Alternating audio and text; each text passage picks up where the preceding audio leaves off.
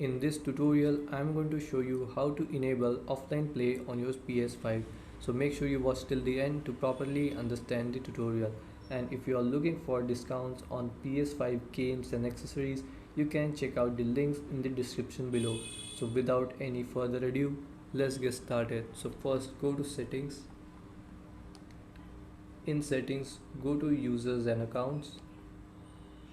Here go to other. Then go to console sharing and offline play. Now here go to enable and press X. Wait for a few seconds.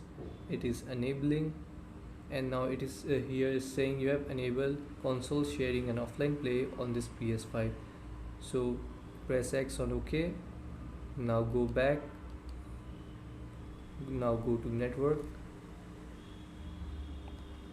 Go to network, and then here go to settings, and in settings go to connect to the network and disable it. Press X to disable it, and now it is disabled, and this is how you can enable offline play on your PS5. Thanks for watching.